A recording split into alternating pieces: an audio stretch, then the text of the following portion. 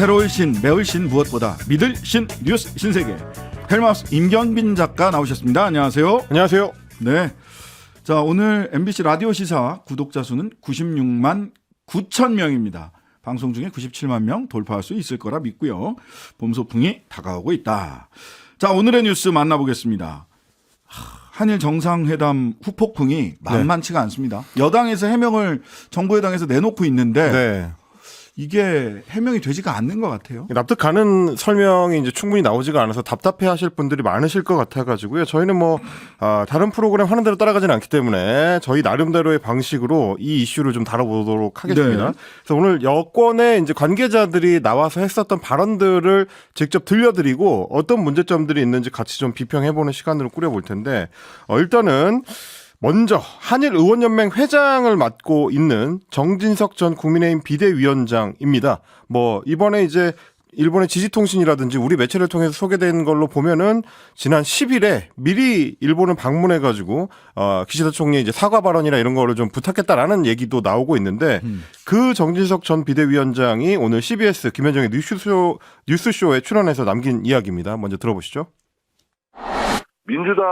민주당이 기본적으로 좀 바탕에 깔려 있는 게 좀 반일 친중 정서가 깔려 있지 않습니까? 반일 친중. 그러면 우리는 뭐냐?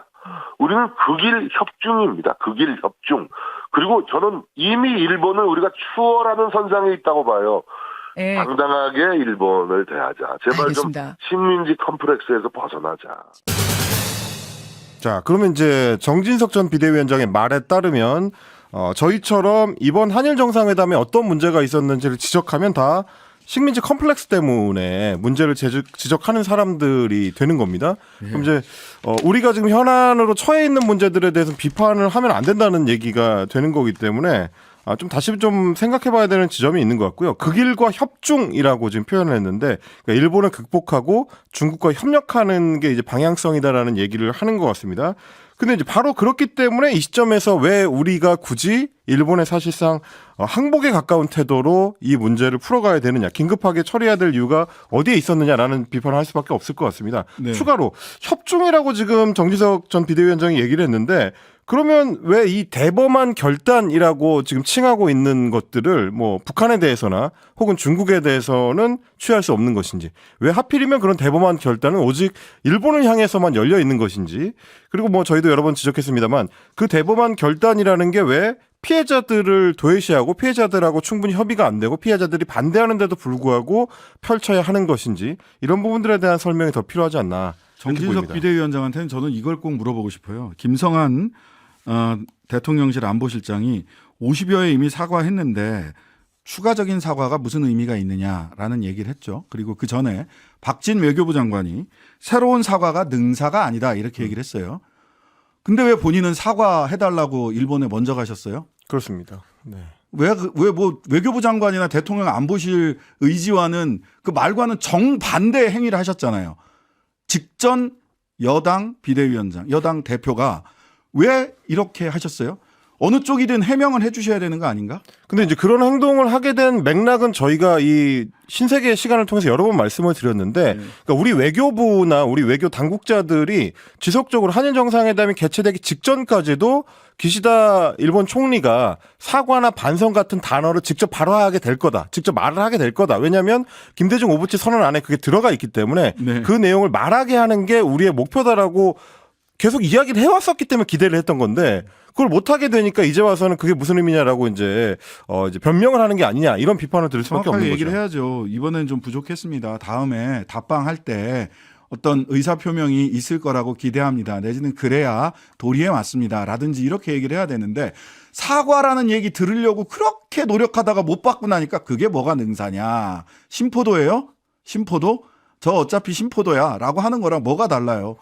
그 여우는 그래도 되는데 국정을 운영하는 대통령과 정부 여당은 이렇게 하면 안 되는 겁니다. 정확하게 얘기를 해야지. 예. 자, 두 번째로 그러면 대통령실의 이도훈 대변의 공식 브리핑 중에 나왔던 얘기입니다. 19일 브리핑인데요. 일단 들어보시겠습니다. 호텔의 모든 직원이 일렬로 도열해서 대통령이 떠난 후까지 계속 박수를 쳤습니다. 공항 직원들도 박수를 보내주고 있었습니다. 이 정도면은 그 일본인의 마음을 여는데 어느 정도 성공했지 않나. 자, 일본인의 마음을 여는데 성공했다. 물론 그 지표가 공항 직원들이나 뭐 호텔 직원들의 박수가 될 수는 없지 않을까 싶긴 합니다. 왜냐면 뭐 저 같은 경우도 일본 여행을 여러 번 다녔습니다만 저도 뭐 일본 료칸에 묵으면 료칸 직원들이 환송을 해줍니다. 왜냐면 저는 돈을 쓰는 사람이니까요. 그럼요. 뭐 그거는 이제 한국 호텔에서도 마찬가지고요. 그래서 이 지금 이제 비판적인 말씀을 하시는 분들은 얼마나 이번 한일 정상회담에서 내놓을 만한 객관적 지표가 없으면 저런 이야기를 대통령실 대변인이 성과라고 이야기를 해야 되는가라는 이제 비판을 하고 계시고요. 그래서 이제 역으로 야권에서 나오는 얘기는 이런 겁니다. 그럼 문재인 전 대통령이 평양의 고려 호텔에 묵었을 때 그 직원들이 환송을 해줬는데, 혹은 평양 시민들이 이제 카퍼레이드까지 해서 이 연두에 나와가지고 박수를 쳤는데, 그러면 문재인 전 대통령이 북한 주민들을 감화시킨 거냐, 그거를 이 여당에서 인정할 수 있겠느냐, 이런 비판이 나왔을 정도로 과연 이걸 가지고 이제 성과라고 할 수 있을까 얘기가 듭니다. 저도 고려호텔 직원들한테 엄청난 박수 받아봤거든요. 남북 교류 때문에 고려호텔 갔을 때 남측에서 사람들 딱 오면 고려호텔 직원들이 정말 2층, 3층 위에까지 쫙 서서 박수 쳐줘요. 갈 때도 그렇고. 예. 이 정도면 북측의 마음을 여는데 어느 정도 성공했다. 뭐 이렇게 저는 이야기하고 싶지는 않네요. 예. 김태호 국가안보실장도 한 말씀 하셨어요. 그렇습니다. 혹시나 대통령실이 저런 마음가짐을 갖고 있었기 때문에 고작 성과가 호텔 직원의 박수 정도에 그친 게 아닌가 싶은 생각이 들 정도의 이야기들, 우리 외교당국의 최고 책임자들이죠. 박진 외교부 장관, 그리고 김태호 국가안보실 1차장이 연달아서 방송 출연해서 이런 이야기를 했습니다. 직접 들어보시겠습니다. 그러나 이번 정상회담에 임할 때 적어도 우리 윤 대통령과 우리 참모진 그리고 외교부의 입장은 사사건건 우리가 하나 이번에 뭘 할 테니 당신네 일본 정부는 이걸 해다오 하는 접근을 꾀하지 않았습니다. 이번에 그 일본과의 회담은 어떤 주고받기식 협상이 아니고 우리 정부의 대승적 결단에 따라서, 주도적 결단에 따라서 해법을 제시하고 12년 만에 한일 정상회담이, 양자회담이 이루어진 거 아니겠습니까? 예. 근데 말씀하신 뭐 독도라든지 또는 위안부 문제는 의제로서 논의된 바 없습니다. 이런 우리 외교 당국자들의 발언을 두고 이제 온라인 커뮤니티에서는 그렇게 해석을 하더라고요. 윤서인적 해법이다라고 이야기를 하는 건데. 윤서인적 해법. 예, 소위 뭐 극우적 이 행태를 보인다고 하는 이제 만화가 윤서인 씨가 예전에 그런 만화를 그린 적이 있습니다. 클라이언트가, 그러니까 일을 시키는 사람이 100만 원을 주면 150만 원어치, 200만 원어치의 일을 해줘서 감동을 시켜라. 그러면 나중에 월급을 올려줄 것이다. 이런 얘기인 건데, 그래서 사실 지금 박진 외교부 장관이나 김태호 안보실 1차장의 발언도 어떻게 보면 일본 당국을 감동시켜서 다음에 우리한테 더 많은 거를 돌려줄 수 있도록 해야 되지 않겠느냐. 이런 식의 태도로 과연 이제 외교를 하는 게 맞느냐. 그러면 일본은 지금까지 우리랑 외교를 하면서 철저하게 협상으로 임해왔는데 왜 우리는 통 크게 양보하는 방식으로 그런 선택을 해야 되느냐. 이런 비판이 나올 수밖에 없는 것 같고요. 그리고 당장 우리가 이렇게 통 크게 양보를 했는데 일본 측에서는 우리 대통령의 뒤통수를 치는 행보를 보였습니다. 그러니까 정상회담이 있고 난 바로 다음 날부터 일본 이제 관방장관이라든지 관방부장관이라든지 이런 인사들의 입을 통해서 일본 언론들이 보도한 내용들, 독도 문제를 거론했다. 위안부 협의를 이행하라는 말을 했다. 후쿠시마 수산물과 관련돼서 수입 조치를 단행하라고 요구를 했다. 그리고 이제 일본 제1야당 대표의 발언도 저희가 이제 전해드렸습니다만 초계기 문제에 대해서 사실상 이제 사과하라는 입장을 또 일본에서 밝히는 등등. 윤석열 대통령이 아직 일본에 떠나지도 않은 상태에서 뒤통수를 치는 행보를 해오는데 이게 과연 호혜적인 조치로 볼 수 있겠느냐. 이거에 대해서 우리 정부는 지금 독도 문제와 위안부 문제는 논의를 한 적이 없고 후쿠시마 수산물 문제는 공개할 수 없다라는 입장을 취하고 있어서 우리가 이제 갖다 준 만큼의 소득은 없었던 거 아니냐라는 비판이 나옵니다. 박진 장관이 독도라든지 또는 위안부 문제는 의제로서 논의된 바 없다라고 얘기를 했어요. 의제는 조율돼서 합의하는 거잖아요. 근데 일본 정부 측이나 NHK 얘기를 보면 의제로 논의된 바는 없지만 현안에 대해서 기탄 없이 얘기했다. 그 현안 중에는 초계기 문제도 있고 뭐 독도 문제도 있었다. 위안부 문제도 있었다. 이렇게 나오는 걸 보면 박진 장관 말도 맞을 수 있어요. 의제로서 논의되지 않았는데 기시다 수상이 일방적으로 이런저런 이야기를 했을 수 있겠다. NHK 말도 맞고 박진 장관 말도 맞다면 두 개를 다 이렇게 만족시킬 수 있는 방법이 있습니다. 그렇습니다. 그리고 예. 또 한 가지 해석이 가능한 건 뭐냐면 일테면 김태호 1차장은 언론 인터뷰에서 뭐라고 했냐면 독도 문제에 대해서는 최근 일본 쪽 실무자가 본인한테 관련한 얘기를 한 기억이 없다 이렇게 얘기했거든요. 그러면 이건 아마도 정상회담을 했었던 그 자리에서 공식 의제로 다뤄지지는 않았는데 정상들만 있었던 자리가 있습니다. 그럴 수 만찬을 있죠. 할 때, 특히 오므라이스 만찬을 할 때 같으면 그때 이제 술도 그 자리에 같이 있었기 때문에 한국산 소주 가져가셨다면서요? 그렇습니다. 그러니까 일본산 맥주랑 폭탄주 만드시려고. 지금 이제 상황을 맞춰서 봤을 때는 아마도 기시다 총리가 그 자리를 예상을 하고 미리 준비한 의제를 그때 던졌을 가능성. 그러면 김태호 차장이라든지 우리 박진 장관은 그 자리에 없었기 때문에 내용 파악을 못했을 가능성이 있고요. 대통령이 어떤 식으로 답변했는지도 역시 마찬가지로 제대로 파악을 못했을 가능성이 있다. 근데 이제 이렇게 되면 문제는 뭐냐면 일본은 적어도 그 오므라이스 회식 자리조차도 의제를 던지는 자리로 예상을 하고 사용했다는 전략을 거죠. 갖고 나왔는데 네. 이런저런 의제들을 던지겠다라고 갖고 나왔는데 우리 외교부는 그만큼의 준비가 과연 돼 있었던 것인가? 우리 대통령은 그런 예상을 하고 준비를 한 상태로 그 자리에 임했던 건가? 이런 의심이 들 수 있는 자, 거죠. 김기현 대표, 이거 말 들으면서 판사 출신인데 이거 법률 문제를 이렇게 말씀하시면 이거 사실과 안 맞는데? 라는 생각이 드는 발언이 있었어요. 이렇게 얘기했습니다. 노무현 전 대통령 시절, 그러니까 2007년에 국가 재정으로 징용 피해자에게 보상금을 대위 지급하는 법률을 제정했다. 그러면서 민주당 논리대로라면 노무현 전 대통령은 일본의 하수인이라도 되는 거냐?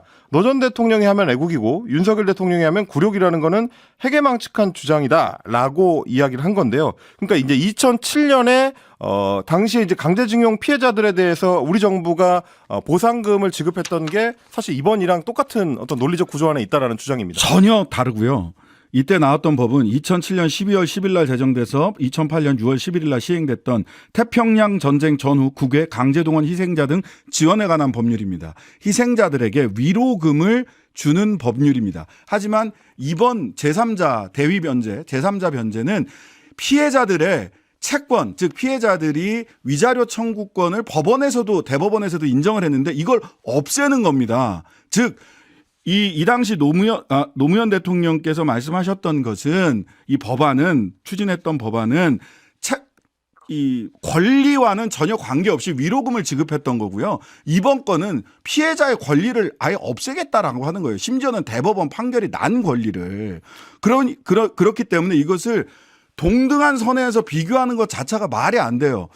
김기현 대표 판사 출신인데 이 법안 제 1조 목적 부분만 한번 읽어보셨으면 이렇게 말씀하실 수 없어요.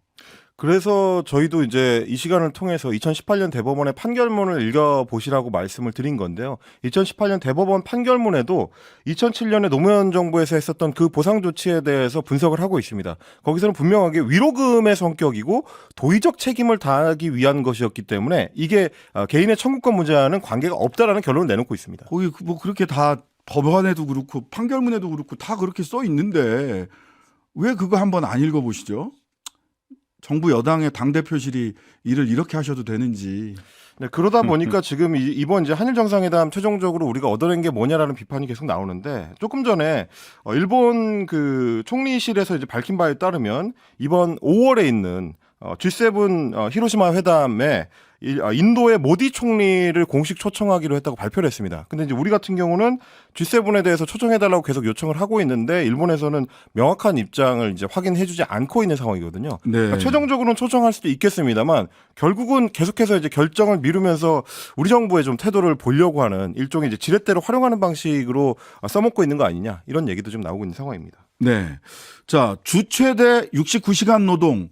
이거 도대체 대통령실과 정부 여당 입장이 어떻게 되는 건지 혼란스럽습니다. 오락가락하고 있다고밖에는 설명할 수 없을 것 같습니다. 뭐 아시다시피 이제 지난 목요일에 한일 정상회담 출국하기 직전에 안상훈 사회수석을 통해서 발표했었던 윤 대통령의 공식 입장은 이거였습니다. 연장 근로를 하더라도 주 60시간 이상은 무리다라는 인식을 가지고 있고 적절한 상한 캡을 씌우지 않은 것에 대해서 보완을 대통령이 지시했다라고 했었습니다. 그러니까요. 그런데 오늘은 또 정반대의 얘기가 또 대통령실에서 나왔습니다. 대통령실 브리핑 내용인데 그렇게 일하는 것 자체가 힘들지 않겠냐라는 개인적 생각에서 말씀하신 것이지 근로시간 개편 논의에 가이드라인을 주려고 하는 건 아니었다. 아니 이거는 앞에 말하고 좀 다르거든요. 보완은 지시했다라는 방침하고 가이드라인을 주려고 하는 건 아니었다. 이게 두 개가 충돌한단 말이죠. 아니, 대통령이 이런 정책 얘기를 하는데 개인 윤석열과 대통령 윤석열이 따로 있습니까? 그러니까. 그걸 정말 묻고 싶어서요. 묻고 싶네요. 그러면서 이렇게 얘기했습니다. 의견을 수렴해서 60시간이 아니고 더 이상, 그 이상이 나올 수도 있다. 캡을 씌우는 게 적절하지 않으며 윤 대통령이 굳이 캡을 고집할 이유는 전혀 없다. 다양한 의견을 수렴하겠다라고 하신 말씀으로 이해해달라고 했습니다. 그러니까 의견 수렴을 하는 과정에서 기존의 입장을 노동부 법안이 유지할 수도 있다라는 얘기가 되는 거라서 그러면 아까 이제 진행자께서 말씀해 주신 것처럼 그러면 정부의 공식 입장은 뭐냐? 69시간까지 최대 가능한 거를 그대로 추진하는 것이냐 혹은 개편안을 좀 바꾸는 것이냐 이거에 대해서 좀 이렇게 불투명한 상황이고요. 오늘 윤석열 대통령이 수석 비서관회의에서 지시한 내용도 이런 방향성, 그러니까 대통령실 관계자가 한 방향성을 가리키고 있습니다. 임금 및 휴가 같은 보상 체계에 대한 불만이 없도록 확실한 담보책을 강구하라라고 지시를 했는데 이렇게 되면 기존의 주 최대 69시간까지도 일할 수 있는 그러니까 장시간 몰아서 일하고 장시간 또 쉴 수 있는 제도의 보완책만 마련된다면 그대로 추진하겠다라는 의도로도 읽히는 거라서 굉장히 좀 혼란스러운 그런 상황이 되고 있습니다. 네. 대통령의 생각이 왜 이렇게 계속 바뀌는지 120시간 이야기, 69시간 얘기해서 노동부 장관 다 얘기했다가 일본 가기 직전에 60시간 상한선을 정해야 된다라고 얘기를 했다. 또 지금은 또 바뀌었어요. 민주노총 어떻게 같은 하자는 건지 경우는 사실 주 60시간이라고 상정했던 가이드라인에 대해서도 주 60시간이 짧으냐라고 비판을 하면서 이거는 이제 과로를 유도하는 거기 때문에 이정식 고용노동부 장관과 윤석열 대통령이 사실상 일종의 살인 예비 음모를 하고 있는 것과 마찬가지다. 과로사를 유도하는 것이다라고 주장을 하고 있어서요. 앞으로도 노동계하고의 충돌은 이어질 걸로 보입니다. 자, 지난 17일 날 국회 정개특위 정치관계법 소위가 3가지 선거제도 개편안 저도 다 읽어봤는데 몇 가지 1안, 2안, 3안 해가지고 국회의원 선거제도 개선에 관한 결의안 이 3가지 안을 가지고 한번 국회 전원위원회 올 3월 말 소집되는 국회 전원위원회에서 여야당 다 모여서 한번 토론을 해보자. 소위 위원장은 심지어 또 조혜진 의원이기도 해요. 국민의힘. 근데 갑자기 오늘 네, 오늘 국민의힘에서 지도부 중심으로 민주당 나빠요 하면서 이 결의안을 논의할 수 없다라는 입장을 밝혔습니다. 이제 왜냐하면 이제 말씀하셨던 3가지 안 중에서 첫 번째하고 두 번째 안에 지역구 의석 253석을 그대로 유지한 상태로 비례대표를 50석 늘리는 방안이 들어 있습니다. 그렇게 되면 의원 정석 350석이 되고요. 근데 뭐 거기 단서 조항으로 달린 거 보면 비용은 늘어나지 않게 한다라고 하는 게 그렇습니다. 단서 조항으로 달려 있어요. 국회의원 300명일 때의 비용보다 더 늘어나지 않도록 하겠다라는 게 뭐 있긴 이제 합니다. 말하자면 국회의원 개인의 권한이나 어떤 그 혜택은 축소하는 방향으로 돼 있다라는 얘기인데 그럼에도 불구하고 김기현 국민의힘 대표 같은 경우는 국회의원 정수 절대 증원시키지 않겠다. 의원 수가 늘어나는 안은 아예 안건으로 상정할 가치가 없다. 이렇게 얘기를 했고 김재현 최고위원 같은 경우는 헌법 41조 2항에 국회의원 수는 법률로 정하되 200인 이상으로 한다라고 규정돼 있는데 이거는 200명에서 299명까지라는 얘기지 현재 300명으로 돼 있는 것도 사실은 헌법 위반이다. 또 이런 식의 주장을 내놓기도 했습니다. 의원 정수를 이렇게 해석하시는 건 처음 봤네. 예. 요거는 관련해서 여야당 각 국회의원들의 입장을 한번 들어보는 시간 따로 갖도록 하겠습니다. 뉴스 신세계 지금까지 헬마우스 임경민 작가였습니다. 감사합니다. 고맙습니다. 하루 종일 기다려지는 진짜 시사. 평일 저녁 6시 5분 신장식의 뉴스 하이킥.